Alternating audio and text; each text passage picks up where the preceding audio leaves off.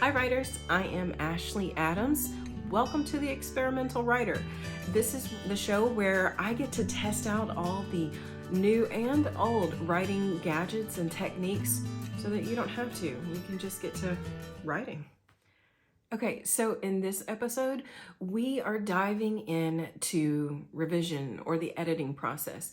I am at the point in my own novel where I feel like this is a great jumping off point, where we get to look at the different things that work in the editing process and the things that don't.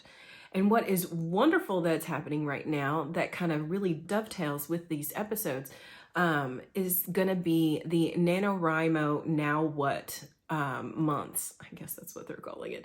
In any case, if you have missed it, Jessica Brody, who's the author of Save the Cat for novels, she and Christina Stanley are working together on a 4-part series over on the NaNoWriMo YouTube page. So if you haven't already seen that, please do go check that out. It is a really great episode. I think it's right about an hour long, and I will have a link down in the description so you can definitely find that pretty easy. So please do check it out. I'm going to be following them and kind of sharing my own experiences with their 4-part series and kind of going right along. Okay. And I hope you join me. Okay. So let's dive right in and kind of get a little bit of an overview. Okay, so here is a brief overview of kind of how I worked my novel up until this point, and then also an overview of the process that the folks over at NaNoWriMo are kind of showing us and walking through with us. All right, so first off with my novel, it's an urban fantasy novel called Stitchers, and it is clocking in at about 113,000 words. It's a little hefty. Can you tell? It needs some trimming. And in any case, I wrote this novel living up to my moniker as the experimental writer. I decided to write this novel a little bit differently. Normally I write in sequence, chapter 1 and go from page 1 all the way to the end, and just write out every scene in sequence. This time I didn't do that, and it was really liberating. I chose different scenes to write, whatever was just kind of making the writing happen. And I went there and I saved the scenes, the scenes that I enjoyed the least, a little bit for last, I guess you could say. But that's not to say I did save my final 2 chapters for the very end. I have two main characters, or as, Jessica would say, you have, one main character and kind of like a secondary main character, I guess you could say. And these stories really needed to weave together. And so once I had every scene written out, except for the end, I wove them all together so that I could have a little bit more of an idea of how everything was structured and that sort of thing. And then I saved my final scene to the end, which was really quite helpful. So that's kind of where I'm at with my novel. I have just finished, coincidentally, kismet and all that. I have just finished my final scenes for the novel. So this is putting me in a really great place for being able to participate with this revision process that Jessica and Christina are kind of walking us through over there. So yay for that. Okay. So as far as the NaNoWriMo revision series over on their YouTube channel, make sure first off that you have already checked that out and you're kind of in the know about what's going on, because there is so much information jam-packed in that video that it's just it would be twice as long for me to give you all of that over here. So in summary, what Jessica does is she breaks down the editing process into several different steps or several different phases of the editing process. She's not the only one that I've seen do this. Molly McCowan has done a great course on the editing. I think it's called Effective Editing. I listened to it on Audible, where they talk about really looking at the editing process instead of starting at the narrow focus, the finer details of polishing sentences and making sure your grammatical mistakes are correct. Instead of looking at that first, we need to look at the novel as a whole, look at big picture edits. If you look on my website where I have my blog, I'm starting to write a blog series that deals with exactly this type of thing, where we're looking at like your developmental edits, substantive edits, and even line editing. And they kind of go in these stair steps where you start at a very big picture level. We're talking across the entire novel. And then you're taking a step up into a narrower spot of substantive editing, where that is looking more at the scene level. And you're looking, then you're going to take another step up into an even narrower where you're looking at line editing. And then it's not until we get to the very top step where we're really looking at, that's when you start looking at your grammatical and, you know, you're tweaking your little errors and stuff like that. Okay.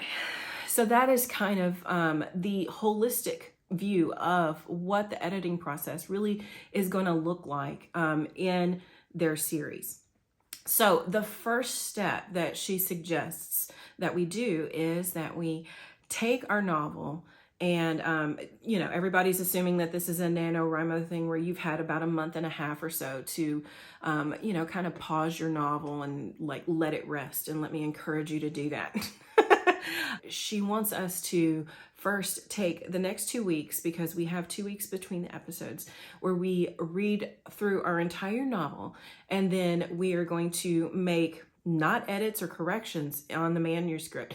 You're just going to take notes about what needs to be fixed. And remember, this is big picture stuff that we're looking at here. We're looking at, you know, the structure of the novel as a whole. And of course, since it's Jessica Brody, she's looking at the Save the Cat model with all the beat sheets and all that kind of stuff. So, which is super helpful, by the way. If you have not read that book, definitely do that. But you're going to be looking at the structure as a whole. You're also going to be looking at character development across the novel, again, as a whole. You're wanting to make sure that you've got your growth arc for your character or characters, because I know, like me, I had to have at least 2 main characters.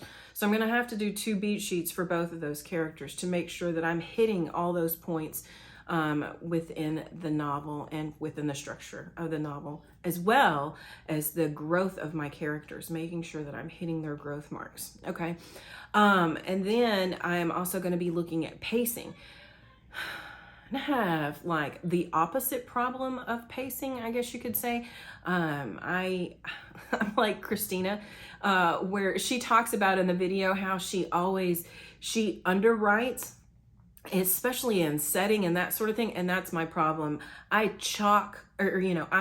have my novel chock full of all this stuff that happens and it's all like plot, and I forget to add in the finer details of what this place looks like and you know, different little things like that. So to kind of help let my readers breathe.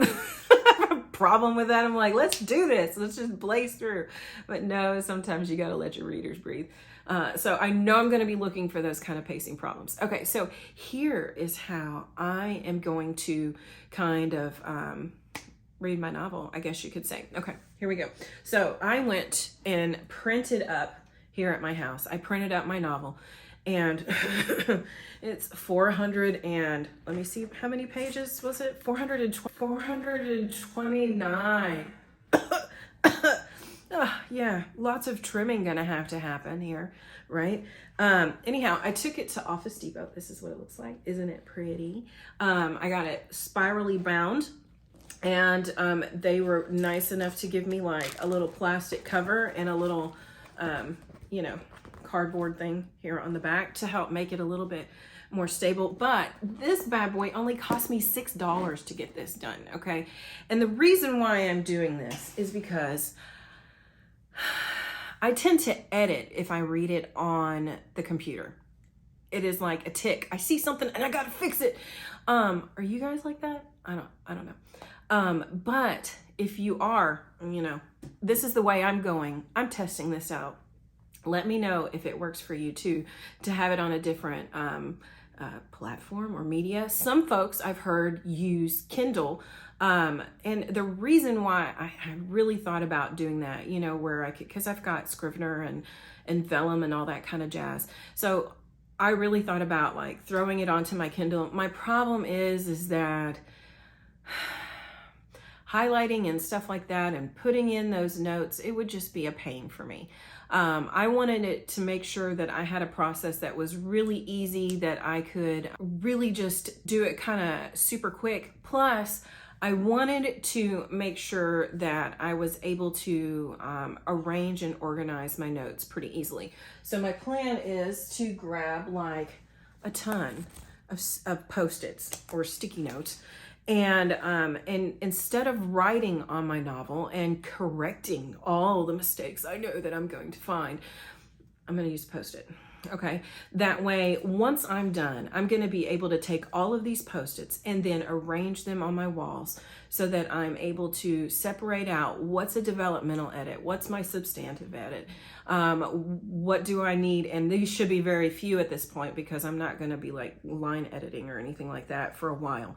But if I see something that needs line editing and or, you know, beefing up a paragraph or something along those lines, I might put those in. But I don't really want to look at line editing because there's going to be a lot of movement in this between these two major big picture edits of my developmental edit and my substantive edit. I don't want to look at line editing because I'm going to fix it, and or I may even cut it, and I don't want to focus on things that I'm going to cut and fixing stuff that I'm going to cut.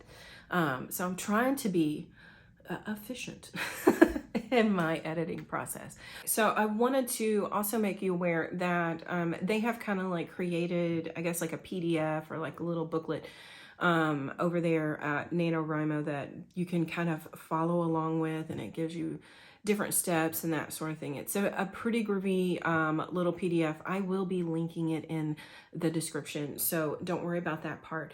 But it brings me to another part where I'm probably gonna veer off into my own lane, I guess you could say. So one of the things that that Jessica mentions doing kind of at this part of the stage is also looking at some of your scenes. I don't know about you guys, but I'm a mom of 2 little boys and my brain capacity is not that great at the moment. So I'm going to be breaking off, looking at any kind of scenes or anything like that, like in depth, for my substantive edit. Okay. And I will be talking about that a little bit more, but I just wanted to make sure, like when you look at the PDF, you know, she gives you, I guess, a few extra things that you could do, like, you know, putting on index cards. For me, with this pass, I am really just looking at the state of my novel, like, you know, the state of the nation, at its state of the novel. So that's where I'm going to be looking at an overarching view of my novel as a whole. Okay, rather than, I'm not drilling into scenes other than just to make sure I have the structural beats in place. But other than that, yeah, I'm not really going to dive into my scenes, as you will see when I give you updates. So yeah, that's my plan. And so for the next 2 weeks, and I have even written it down in my bullet journal calendar little jobby, I am going to be just blazing through my manuscript and using a ton of Post-its, and you guys will get a before and after. A picture of what my novel will look like. I'm pretty sure it'll look like a colorful porcupine. But in any case, that's where I'm going to be headed. I hope you join me on my little experimental journey and show me what you have. Okay. Yeah, I would love to see what your process looks like too. If you're doing the Kindle e-reader and that works for you, let me know how that goes. If you have Fictionary, which Christina's program over there at Fictionary looks amazing, and little gadget me, yes, we will be looking at that. It's making my gadget brain go like in a very happy place. But budgetary constraints at the moment prevent me from looking at it too closely. But we will be doing an episode on that soon enough. And So I will be showing you what it looks like at the end of the 2 weeks. I've got my calendar marked and I've got my reward written down. I'm going to get me a decadent bar of chocolate, and I'm going to have some alone time, which if you're a mommy, you know that is far and few between. So yeah, those are my rewards for a job finished. What is your reward going to be? All right. I guess I will see you guys later. Have a groovy day.